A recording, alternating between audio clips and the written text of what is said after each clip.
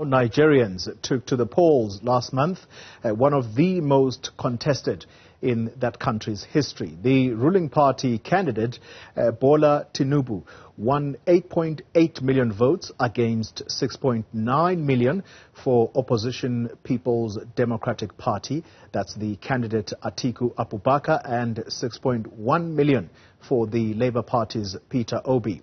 Well, the two opposition parties have now gone to the courts to challenge these elections, and the results in particular claiming that there are irregularities that were found. And we are now joined by journalist David Hundeyin, and he speaks to us all the way from London. David, good morning to you, and thank you for your time. Are you aware of what some of these irregularities are that the two opposition leaders are arguing in court?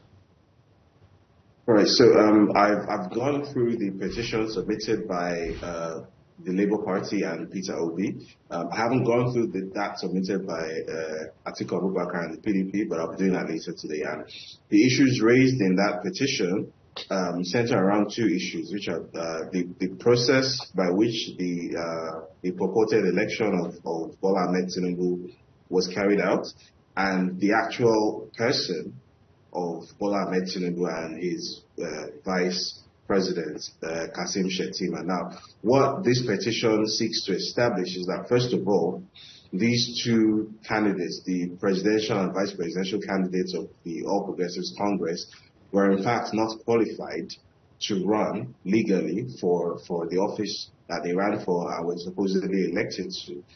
In Tinubu's case, because he had legal issues that were supposed to have barred him from being qualified to run for that office. So his involvement with drug trafficking in the U.S. in the early 1990s, and because he was basically caught and he was forced to forfeit almost $500,000 to the United States government. So that is cited in the petition. The fact that he committed perjury on his electoral declaration form is also mentioned in some manner on the petition. And then the fact that the vice presidential candidate, Kashim Shettima, while he was a vice presidential candidate, was also a senatorial candidate in Borno State at the same time, which is, not allowed under the 2022 Electoral Amendment Act. And then the process by which the election was carried out is also on trial here, because as you are aware, the many irregularities, such as the fact that the BVAS, that's the bimodal voter accreditation system, wasn't used the way it was supposed to be used according to the Electoral Amendment Act, such as the live transmission of results, which wasn't carried out. Yeah. And then also the fact that the tabulation of results threw up many irregularities, such as overvoting in many states. So where you had more votes than the total number of registered voters in those polling areas, that sort of thing. So these are the main issues around which this petition is hinged. Yeah. David, Nigeria has conducted several elections before this one, and some of those, indeed, were also disputed, but they've not succeeded. So what chance is there that these elections will be nullified and started anew? So if we're going strictly by historical precedents, chances aren't great.